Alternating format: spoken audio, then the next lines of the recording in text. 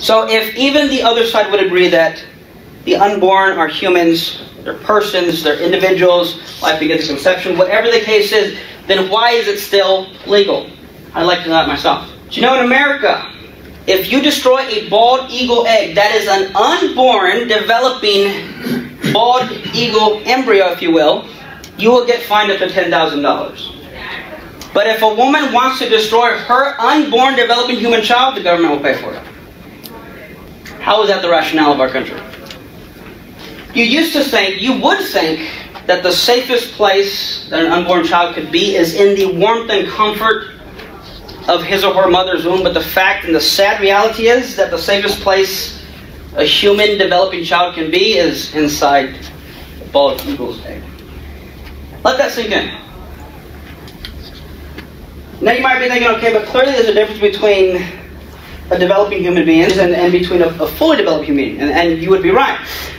In fact, there are a lot of, especially in the stages of development, there are a lot of differences between you, the embryo, and you, now the adult or the teenager or whatever age you're at now. In fact, there is something famously known as the SLED test, which is an acronym that stands for size, level of development, environment, and degree of dependency. In other words, there are 4 differences between you, the adult or the maturing human being, and you inside of a womb, but none of these 4 differences are in any way justifications for killing you in the womb as opposed to killing you now. But I want to show that none of these will justify killing, and if you are going to use that argument for abortion, then you must use it similarly for a person outside of the womb, and if it doesn't apply there, then you shouldn't use it for the other one. First one, size.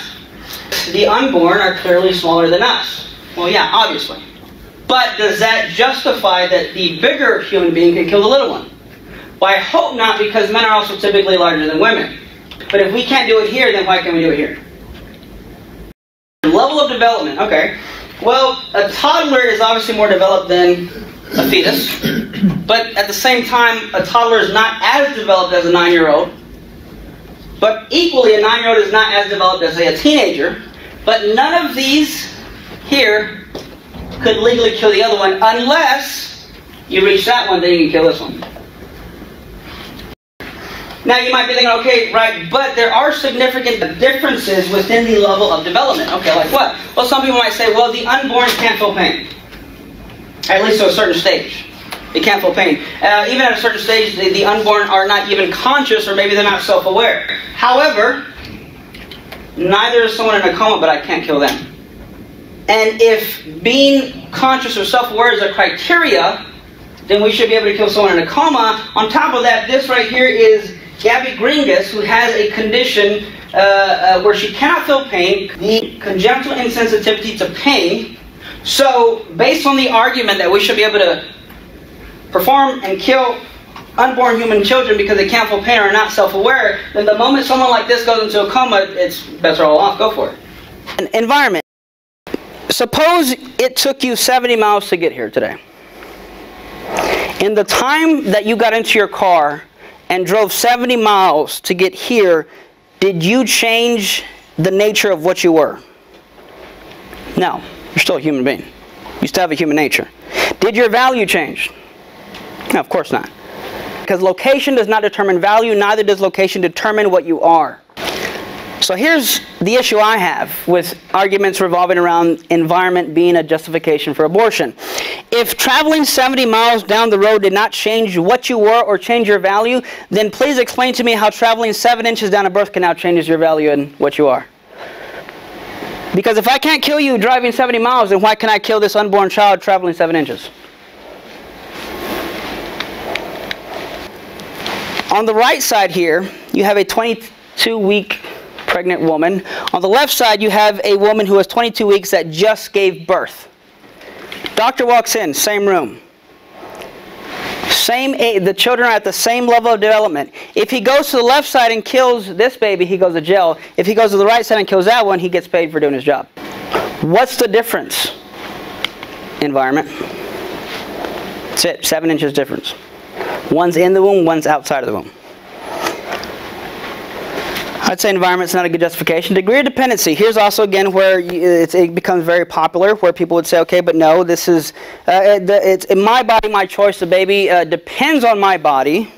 And that degree of dependency allows me to make a decision because since the baby's depending on me this much, I have a right to do what I wish.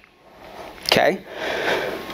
But if degree of dependency is a justification for abortion, then let me ask you this question. Here are 3 human beings that are all in some way have a degree of dependency on something or someone external to themselves for their survival. Which one should we kill first?